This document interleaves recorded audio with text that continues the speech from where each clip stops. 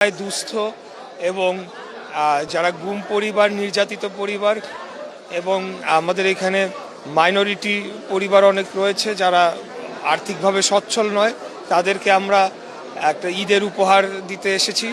এবং আপনারা দেখেছেন যে সারা দেশব্যাপী এর আগে ইমাম মুয়াজ্জিন সারা দেশব্যাপী এবং অন্যান্য ধর্মাবলম্বী যারা যারা ধর্মগুরু যারা আছেন তাদের জন্য একটা ঈদের আগেই একটা সম্মানীর ব্যবস্থা করা হয়েছে। এছাড়া বিভিন্ন সামাজিক সোশ্যাল সেফটি নেটের আওতায় বিভিন্ন কার্যক্রম গ্রহণ করা হচ্ছে। তো বিষয়টি অবশ্যই পজিটিভভাবেই দেখছি। আমাদের সরকার গঠন করেছে 1 মাস হলো মাত্র, এর মধ্যে রমজান মাস রয়েছে, এর মধ্যে নানা ধরনের কার্যক্রমের মধ্যেও আমরা যারা প্রান্তিক পর্যায়ে যে সকল জনগোষ্ঠী রয়েছেন তাদের কথা আমরা ভুলে যাই নাই।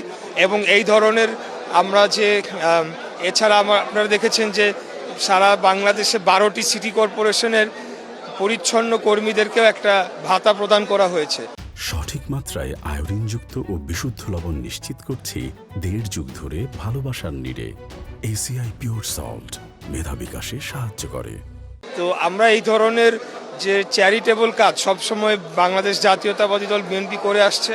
এখন আমরা যেহেতু সরকার গঠন করেছি, আমরা এটার ব্যাপ্তিটা আরও বৃদ্ধি করতে পেরেছি। আমরা সরকারের যে রিসোর্সেস আছে সেগুলোকে সঠিকভাবে কাজে লাগানোর চেষ্টা করছি এবং যাদের এই অর্থের প্রয়োজন তাদেরকে আমরা কিছুটা সাহায্য করার চেষ্টা করছি। আমি মনে করি যে এই অভিযোগটা সম্পূর্ণ অসত্য। অবশ্যই এখানে দলীয় হোক বা যাই হোক, সে যদি কোয়ালিফাই করে এটার জন্য, ফ্যামিলি কার্ডের জন্য, তাহলে সে পাবে। তো একই রূপে আমরা একটা রাজনৈতিক সরকার, আমরা একটা রাজনৈতিক দল, বাংলাদেশ জাতীয়তাবাদী দল। আমরা আমাদের রাজনৈতিক সংগঠনের মাধ্যমেই আমরা জনগণের যাদের এই সকল সহায়তা প্রয়োজন সেই লিস্টগুলো আমরা তৈরি করে থাকি সাধারণত, এবং তাদের মাধ্যমে আমরা এগুলাকে সংগঠিত করে আমরা তাদের মাঝে এই সহায়তাগুলো প্রদান করে থাকি। এখানে কোনোভাবেই অন্য কোনো অভিযোগ আনার কোনো উপায় নাই। যেহেতু একটা রাজনৈতিক সরকার এখন আমরা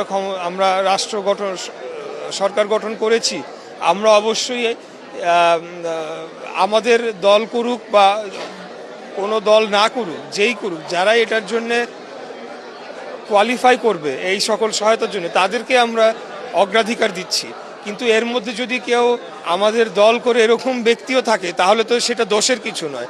তারা যদি কোয়ালিফাই করে তারা সেটা পাবে, এটা হলো আমাদের কথা।